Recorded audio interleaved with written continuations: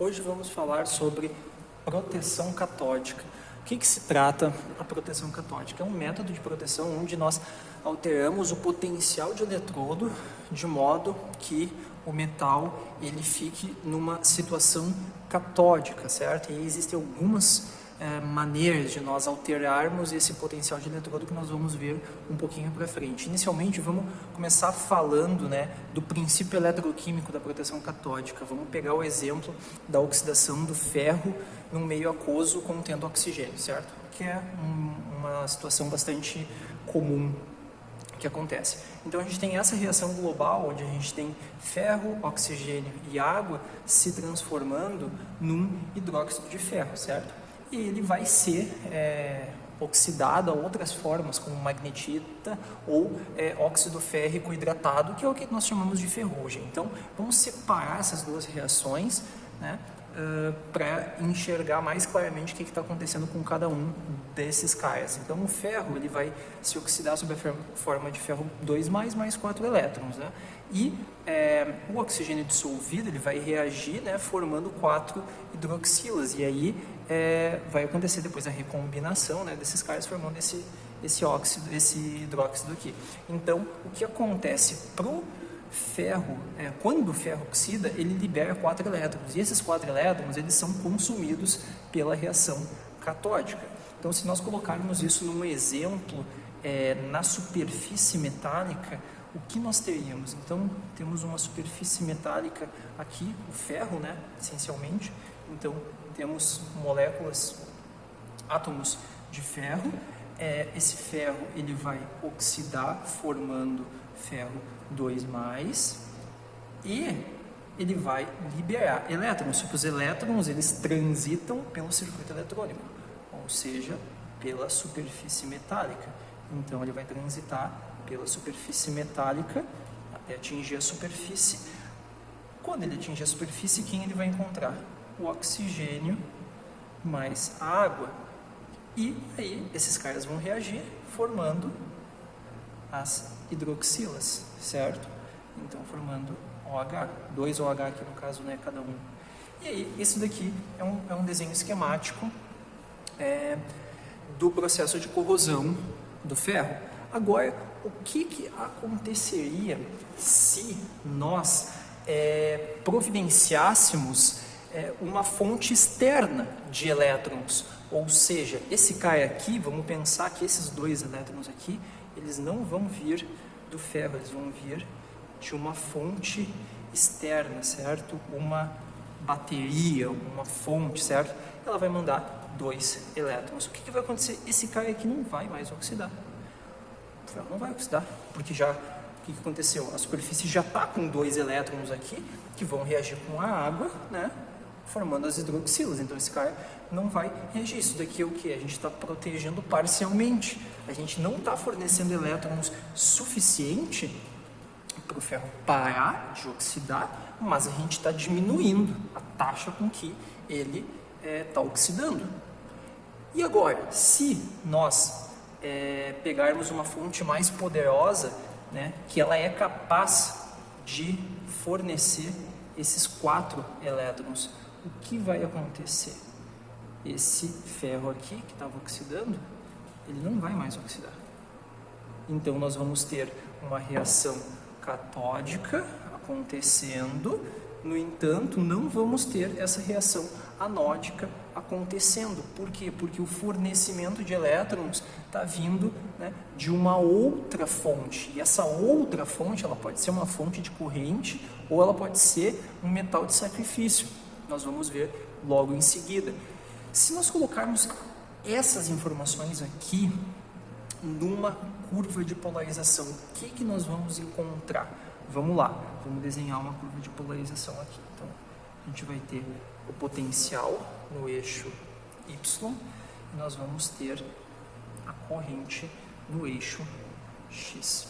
Então, uma curva de polarização tradicional, a curva do ferro, ela tem esse formato aqui. Eu vou fazer ela simplificada, tá?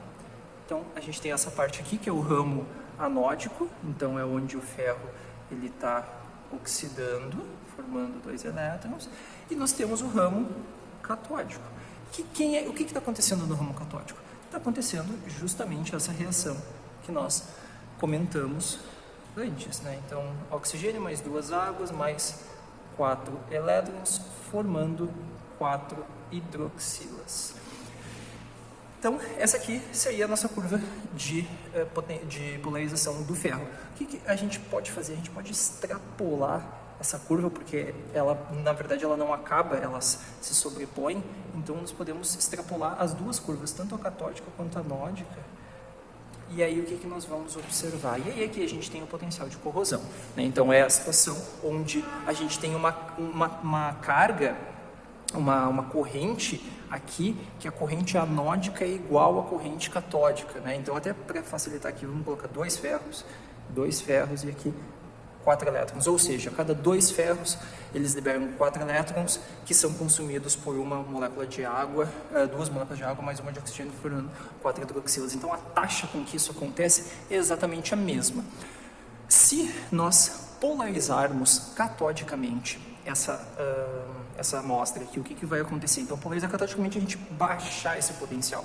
Vamos pensar que a gente vai estar num potencial aqui, tá? O que vai acontecer? Nós vamos ter uma corrente catódica igual a isso aqui, mas nós vamos ter uma corrente anódica, vou fazer contra a cor, igual a isso daqui. Então, o que acontece? Quanto maior é esse potencial, esse sobrepotencial catódico, maior é a corrente catódica e menor é a anódica. Vamos fazer um sobrepotencial maior ainda. Vamos pegar um potencial aqui. Tá? Então, aqui é a situação 1, né? E agora vamos para a situação 2. A gente vai ter uma corrente maior, catódica, só que nós vamos ter uma corrente anódica menor ainda. Ou seja, a taxa de corrosão com que o ferro está oxidando é menor, está cada vez menor. Mas por quê? Porque tem alguma coisa que está sendo capaz de jogar esse potencial aqui para baixo, né? E essa alguma coisa é ou uma fonte de corrente ou um outro metal. E aí existe um potencial aqui que nós chamamos, é um potencial de referência, que é um potencial onde essa corrente aqui ela fica tão pequena que a gente considera que o ferro ele não vai mais oxidar num sobrepotencial catódico suficiente. E aí, esse é o potencial catódico que nós normalmente queremos, né, para proteger uma peça por proteção catódica. E agora, como é que isso acontece quando nós temos uma proteção por ânodo de sacrifício? Então, o ânodo de sacrifício vai ser um outro metal que ele é mais ativo, ele sofre corrosão de uma forma mais fácil do que o ferro, aqui no exemplo, e aí ele vai causar esse sobrepotencial aqui. E como ele vai causar?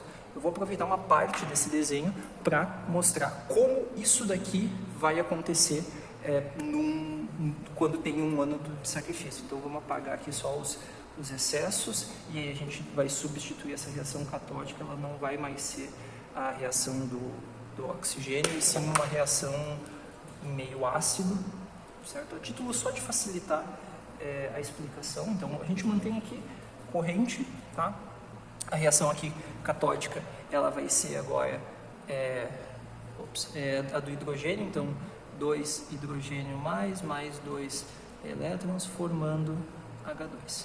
E aí nós temos, por exemplo, um ânodo de sacrifício que é o zinco. O zinco tem um potencial mais negativo que o ferro, tá? Ele tem um potencial por aqui. E aí a curva anódica dele é essa. A curva catódica dele vai ser essa aqui. A curva catódica dele vai ter a mesma reação, tá? Então 2H+, mais 2 elétrons formando hidrogênio.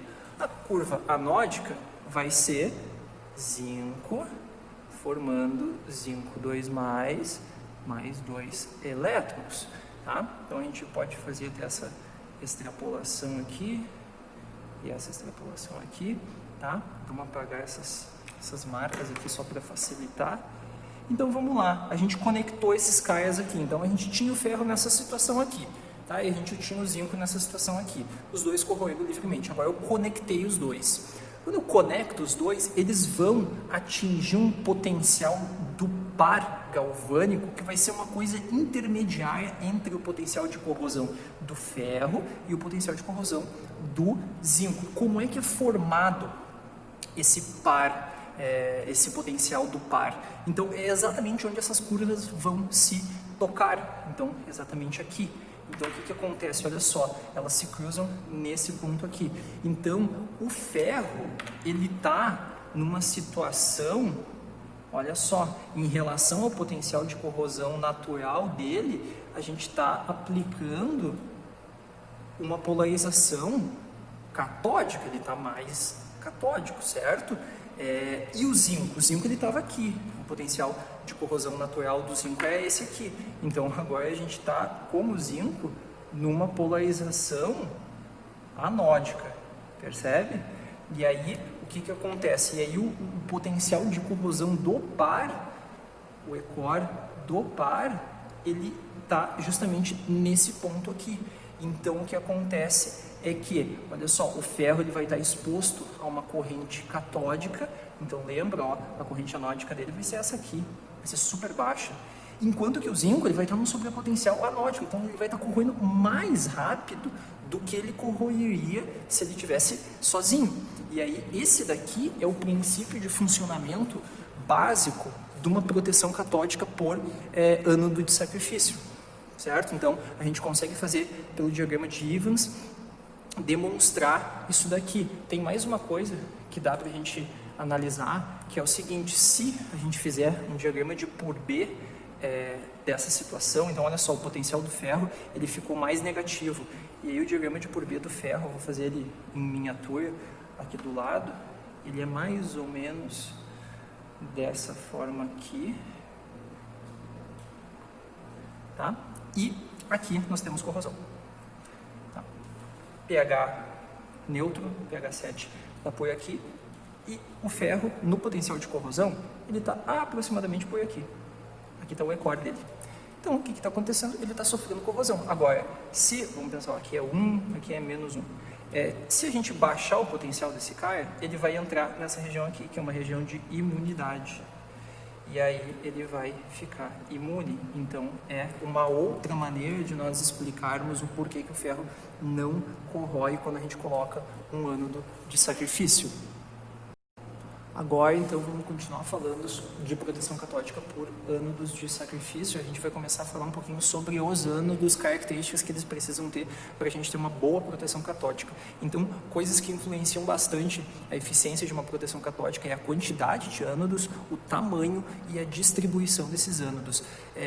Por exemplo, a gente não pode colocar ânodos conectados normalmente em tubulações enterradas ou muito próximas. Por quê? Porque se a gente fizer isso, por exemplo, se a gente tiver um ânodo conectado nessa região aqui, vai acontecer que a reação catódica nessa região aqui próxima ao ânodo, a proteção nessa região vai ser muito forte. No entanto, as regiões afastadas dos ânodos, elas vão ficar pobremente protegidas. Por quê? Acaba acontecendo, eu vou fazer um resuminho de novo aqui daquele nosso diagrama. Então a gente tinha essa situação aqui e essa situação aqui, né? Então aqui é o ferro e aqui é o zinco. O que acontece quando a gente afasta, né? Por exemplo, esse dentro do solo, normalmente o solo não tem uma condutividade tão boa assim. Quando a gente se afasta dos eletrodos, a gente começa a impor uma queda ômica, uma resistência, devido ao solo ser uma resistência. E aí, o que acaba acontecendo é que essa queda ômica, ela é representada por essa distância aqui. Então, se nós não tivéssemos nenhuma queda ômica, a corrente seria essa aqui. Correto? Agora, como uma queda ômica, a corrente catódica vai ser essa e a corrente anódica vai ser essa. Então, o que acaba acontecendo? O potencial, ele vai se aproximando do potencial de corrosão. Esse sobrepotencial catódico, ele diminui quando a gente se afasta. Isso não é bacana. Então, em solos, a gente normalmente usa ânodos conectados, né, de forma por meio de cabos. Então a gente tem vários cabos aqui que acabam conferindo, né, essa proteção de forma mais homogênea. Agora falando do ânodo de zinco, esse ânodo de zinco ele é um dos mais importantes, né? Então ele é largamente utilizado em proteções marinhas, então em cascos de embarcações. O que é uma característica que ele precisa ter? Ele precisa ser extremamente puro. Por quê? Se ele tiver contaminantes, especialmente de ferro ou cobre, a reação catódica em cima dele vai ser muito grande. E aí ele vai acabar se tornando antieconômico, porque a corrosão, a autocorrosão dele, porque ele vai ter, o zinco ele tem uma parcela de corrosão que é causada devido a essa polarização, mas ele tem mais a corrosão natural dele que acontece. E quanto maior é a reação catódica, maior é a reação anódica, mas essa reação anódica maior é devido a essa reação catódica que não tem nada a ver com a estrutura que a gente quer proteger. Então, não é interessante, a gente sempre vai tentar ter o zinco o mais puro possível. A gente tem que tomar cuidado com outros ânodos, então ânodos de magnésio e de alumínio também possuem essa mesma característica. Ainda falando do ânodo de magnésio, ele tem um potencial de corrosão mais negativo do que todos os outros, então mais negativo. Ele normalmente é utilizado em água potável, né? Então água doce.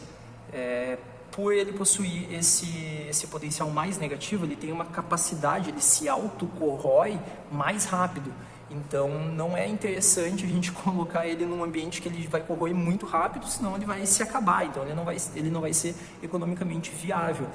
E tem um problema que ele é mais caro que o zinco, então naturalmente ele já custa mais. Além disso, o magnésio, dependendo do tipo de dispositivo, ele pode pegar fogo, né? Então o magnésio ele tem uma propriedade que ele é auto-incinerante. Se a gente raspar ele, se ele chegar em temperaturas superiores, localmente superiores a 450 graus, 400, 450, que é até perto da temperatura de fusão dele, ele pega fogo.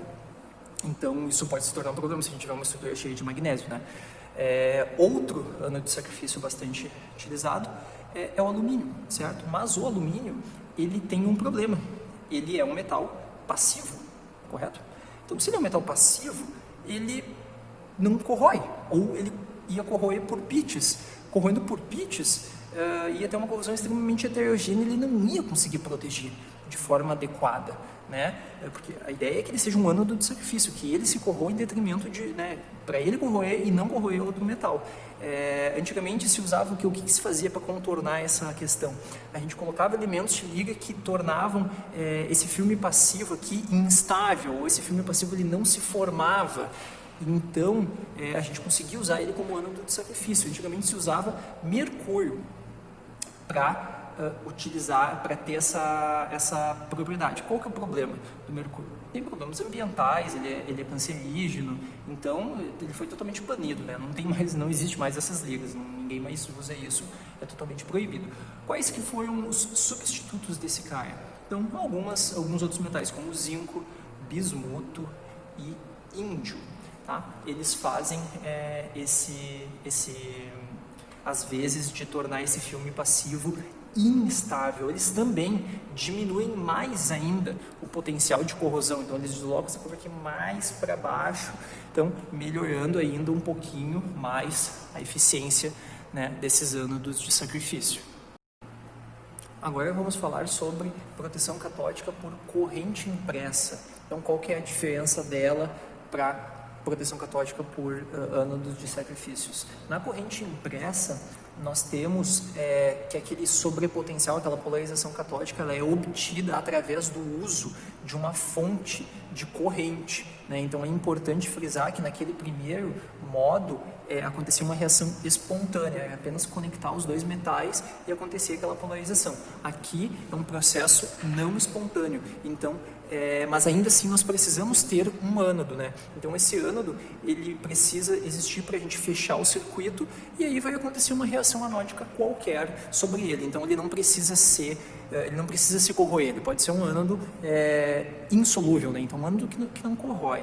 Normalmente a reação anódica ela vai ser a reação de liberação de oxigênio. Então se a gente fizesse um diagrama, uma curva de polarização da peça que a gente quer proteger e de um ânodo, esse ânodo ele pode inclusive ser mais nobre, então ele não correr um ânodo, sei lá, de titânio, aço inoxidável, né? Pode existir, né? Não é muito comum, mas poderia existir. Então a gente precisa atingir um potencial por aqui, né? Para a gente ter a proteção catódica. E aí essa diferença toda de potencial aqui, ela é obtida através de uma fonte, né? Então o ânodo ele vai continuar acontecendo uma reação anódica, né?